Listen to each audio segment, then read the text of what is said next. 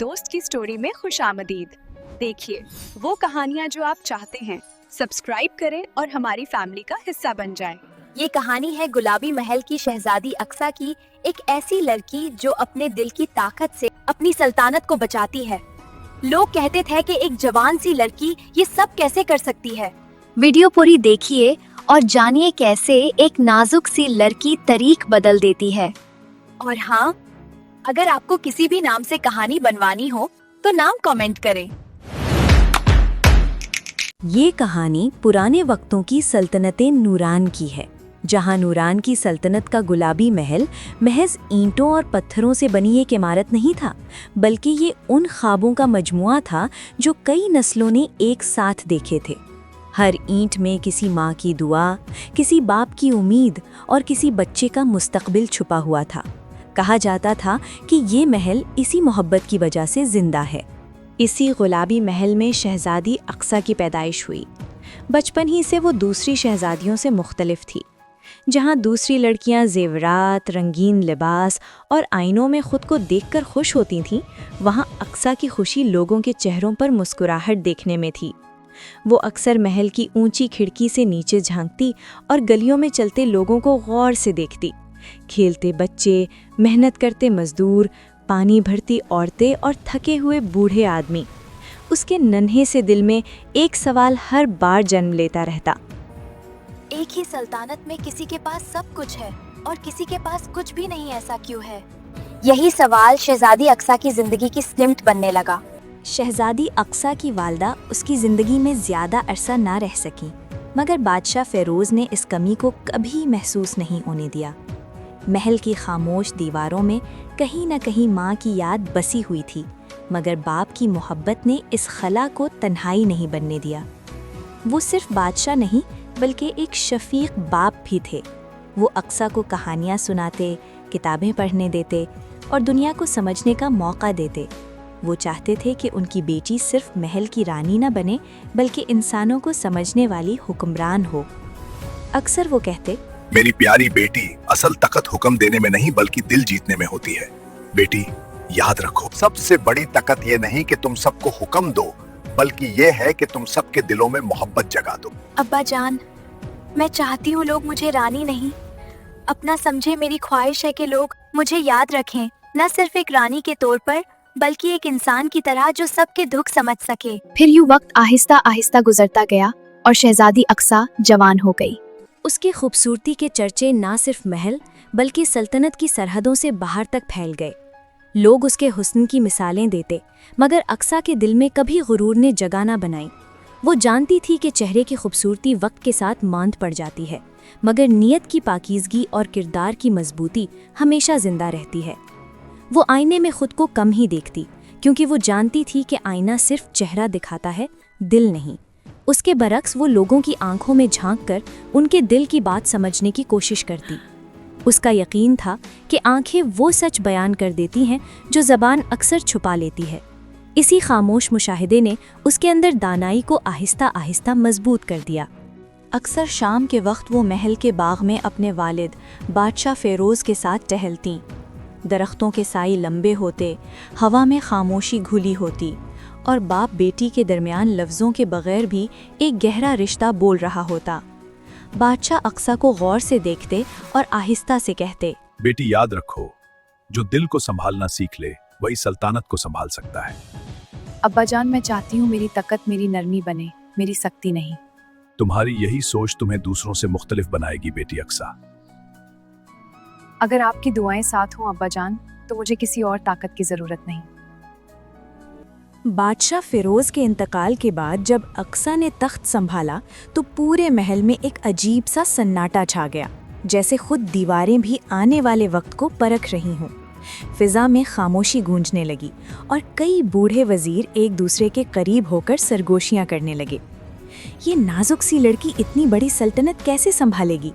किसी के लहजे में शक था, किसी के दिल में खौफ और किसी की आंखों में छिपी हुई खुदगर्जी। शहजादी अक्सा ने यह सब सुना, मगर उसके चेहरे पर ना घबराहट थी ना गुस्सा।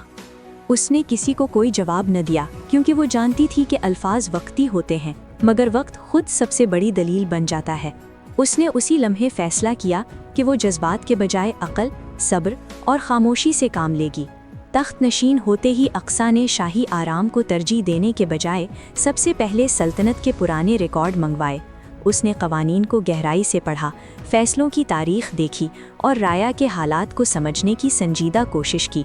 جہاں جہاں ناانصافی کے نشان ملے، اس کا دل درد سے بھر گیا اور اس کی آنکھوں میں ایک خاموش عزم اتر آیا۔ اسی لمحے اس نے دل ہی دل میں عہد کیا کہ اس کی حکمرانی صرف تخت اور تاج تک محدود نہیں ہوگی، بلکہ یہ انصاف، احساس اور عوام کے دلوں تک پہنچنے والی حکمرانی ہوگی۔ ایک دن شہزادی اقصیٰ نے شاہی لباس اتار کر سادہ کپڑے پہنے اور اکیلی شہر کی گلیوں میں نکل گئیں۔ وہ چاہتی تھی کہ وہ وہی دیکھے جو عام لوگ دیکھتے ہیں۔ اس نے لوگوں کے ساتھ بیٹھ کر ان کے دکھ سنے، ان کے مسائل سمجھے۔ جب اس نے ایک بوڑھی عورت کو کنویں سے پانی بھرتے دیکھا تو آگے بڑھ کر خود مدد کی۔ اس لمحے اسے احساس ہوا کہ اصل طاقت تاج نہیں بلکہ خدمت ہے۔ اقصیٰ نے اقتدار میں آ کر قوانین بدلے، کسانوں پر ٹیکس کم ہوا تاکہ وہ سکون سے زمین کاشت کر سکیں۔ یتیم بچوں کے لیے پناہ گاہیں قائم ہوئیں اور عورتوں کو پہلی بار اپنی بات کہنے کا حق ملا۔ یہ تبدیلیاں صرف کاغذ پر نہیں تھیں بلکہ لوگوں کی روزمرہ زندگی میں محسوس کی جانے لگیں۔ کچھ امیر اور بااثر لوگ ناراض ہوئے، مگر عام لوگوں نے پہلی بار محسوس کیا کہ وہ بھی اس سلطنت کا حصہ ہیں، محض تماشائی نہیں۔ گلابی محل اب صرف شاہی رہائش نہیں رہا بلکہ امید، انصاف اور اعتماد کی علامت بن گیا۔ ایک سال نوران کی تاریخ کا سب سے مشکل سال تھا، جب بارش وقت پر نہیں ہوئی اور کھیت سوکھنے لگے اور سرحدی علاقوں سے بھوک کی خبریں آنے لگیں۔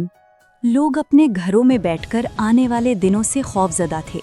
مائیں بچوں کے حصے جوڑ جوڑ کر گنتی تھیں۔ بازاروں میں اناج مہنگا ہونے لگا اور دربار میں بے چینی پھیل گئی۔ ہر چہرے پر سوال تھا مگر جواب کسی کے پاس نہ تھا۔ وزیروں نے اقصیٰ کو مشورہ دیا کہ شاہی گودام بند رکھے جائیں تاکہ محل محفوظ رہے، مگر اقصیٰ کی آنکھوں میں محل کی نہیں، عوام کے تھکے ہوئے چہرے گھوم رہے تھے۔